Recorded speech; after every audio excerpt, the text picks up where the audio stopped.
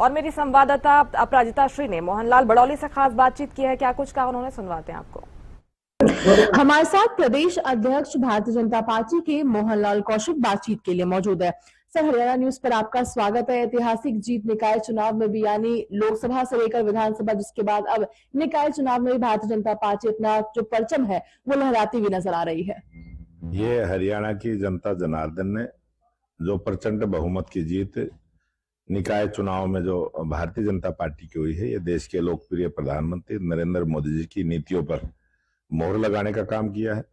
और जो हरियाणा के लोकप्रिय मुख्यमंत्री नायब सिंह सैनी ने आह्वान किया कि ट्रिपल इंजन की सरकार हरियाणा प्रदेश में बने। डबल इंजन की सरकार 2014 से हरियाणा में काम कर रही है और ट्रिपल इंजन की सरकार का आशीर्वाद हरियाणा की जनता जनार्दन ने देने का काम किया है। और हरियाणा प्रदेश में 3 गुना गति के साथ विकास के काम आगे बढ़ेंगे। ये मैं मानता हूं कि जिस प्रकार से जनता ने जो भरोसा और विश्वास इस मतदान में भारतीय जनता पार्टी को जताने का काम किया है, हरियाणा सरकार भी उससे ज्यादा ईमानदारी के साथ और ज्यादा लगन के साथ जो संकल्प पत्र में जो हमने 21 बात कही है और जो अलग अलग भी संकल्प पत्र में 7-8 बातों को हमने जोड़ा, जो लोकल स्तर पर जो हमने अपना संकल्प पत्र तैयार किया है, उन सभी संकल्प पत्र में कही गई प्रत्येक बात को पूरा करने का काम हमारी ये छोटी सरकार हरियाणा सरकार के और केंद्र सरकार के सहयोग से पूरा करने का काम करेगी। कांग्रेस की अगर बात करते हैं सर, तो सांपला जो भूपेंद्र सिंह हुड्डा नेता विपक्ष के का गढ़ माना जाता है, वहां पर भी भारतीय जनता पार्टी अपनी जगह बनाने में कामयाब रही। हालांकि कांग्रेस की अगर बात की जाए तो Bharatiya Janata party versus independent कहीं ना कहीं ये चुनाव नजर आया, कांग्रेस काफी पीछे नजर आ रही थी। ये नगर पालिका सांपला का जो आपने जिक्र किया है, और भारतीय जनता पार्टी कमल के फूल पर जनता ने समर्थन देने का काम किया है। और कांग्रेस के नेता भी प्रचार में गए हैं, दीपेंद्र हुड्डा खुद प्रचार में गए हैं, भूपेंद्र हुड्डा भी खुद प्रचार में गए हैं। प्रचार में तो वो गए हैं, अब वो किसको समर्थन दे के आए हैं किसको नहीं दे के आए वो वही बताएंगे, लेकिन जनता ने भारतीय जनता पार्टी को चुनने का काम किया। एक आखिरी सवाल सर, देश में जिस प्रकार की परिस्थिति उत्पन्न हुई है, वेस्ट एशिया में जो कॉन्फ्लिक्ट हुआ, जिसके बाद प्रधानमंत्री नरेंद्र मोदी के द्वारा तर्कवास किया गया है देश के नाम, जिसके बाद आपके प्रधानमंत्री की बात कर ली जाए, काफिले छोटे हुए हैं, मुख्यमंत्रियों की बात कर ली जाए, किस प्रकार से इस पूरे इनिशिएटिव को देख रहे हैं? क्योंकि विपक्ष के द्वारा तो सीधा आरोप लगाया जा रहा है कि मोदी सरकार कामकाज करने में विफल रही है, केवल सभी जो भार है वो जनता के ऊपर डाल रही है, चाहे दूध के दाम बढ़ाकर या पेट्रोल डीजल का आज दाम बढ़ाया गया है।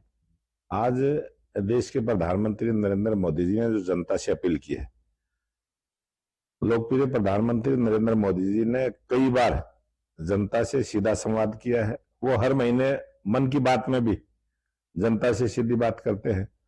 और 2014 से पहले भी जो देश में प्रधानमंत्री रहे हैं, चाहे वो कांग्रेस के रहे हैं चाहे किसी भी दल के रहे हैं, उन्होंने भी समय समय पर इस प्रकार से जनता से अपील की है। ये कोई नई बात नहीं है। और जिस प्रकार से एक वैश्विक संकट ईरान, अमेरिका, इजराइल के जिस युद्ध में ये संकट खड़ा हुआ है, ये सब के लिए है, पूरी दुनिया के लिए है। उसमें भारत कहीं दूर नहीं है। और भारत के अंदर जो महंगाई है, जो दुनिया के और देश हैं उन पर बहुत ज्यादा असर है, भारत में उसका कम पड़ा है। और ये जो कम पड़ा है, ये देश के प्रधानमंत्री नरेंद्र मोदी जी की जो कूटनीति है, जो उनकी दूरदर्शी सोच है, और जिस प्रकार से दुनिया के दूसरे देशों से उनके संबंध है, उसके कारण से भारत की जनता पर कम बोझ पड़ा है। और फिर भी एक साधारण से छोटे छोटे काम प्रधानमंत्री जी ने जिम्मेवारी देने की बात करी है। पेट्रोल डीजल का खर्चा कम हो, उसकी बचत कैसे हो, स्वयं से अपने आप आदमी ने करना है। अगर किसी को अनावश्यक सोने की आवश्यकता नहीं है तो कम खरीदे, कोई पाबंदी लगाने का काम नहीं किया है, कम खरीदे, आवश्यकता के अनुसार खरीदे। जितने भी जिस प्रकार से ऑफिसों के काम होते हैं वो घर से बैठ कर अगर कर सकते हैं, उसमें आने जाने का समय भी बचेगा, डीजल पेट्रोल का खर्चा भी बचेगा और समय भी बचेगा और काम भी पूरा हो जाएगा। सीधी नॉर्मल इसी 5 बातें ऐसी बताई है जो साधारण तरीके से आदमी कर सकता है। बहुत सारी वर्चुअल बैठक भी कर सकते हैं और बहुत सारे खर्चों में कटौती कर सकते हैं। कोई साधारण सी सीधी सी बात है।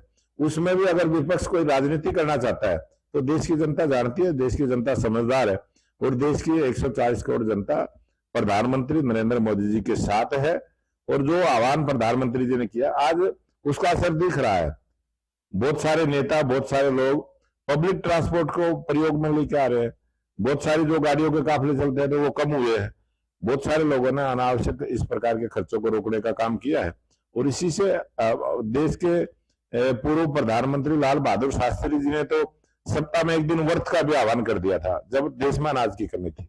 ये कोई नई बात नहीं है और हमने देश के प्रधानमंत्री नरेंद्र मोदी जी को आम जनता से ज्यादा पता है, उनको अनुमान है कि किस प्रकार की परिस्थिति है और आर्थिक दृष्टि से आज देश कहाँ खड़ा है। आज जो भी हमारी आवश्यक चीजें हैं उनकी क्या कितनी जरूरत है, कितना हमारे पास भंडार है, उनको पूरा अनुमान है।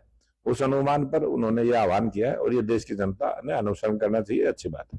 धन्यवाद। हमसे बातचीत करेंगे सर्वोदय प्रदेश अध्यक्ष मोहनलाल कौशिक जी को। जो प्रधानमंत्री नरेंद्र मोदी के द्वारा बातें कही गई है उसे आम जनता को फॉलो करना चाहिए और साथ ही नगर निकाय चुनाव को लेकर भी कहा कि जो छोटी सरकार है हरियाणा में वो अपने संकल्प पत्र को भी पूरा करेगी और जनता उनके साथ है। दिल्ली से हरियाणा न्यूज के लिए अपराजिता श्री।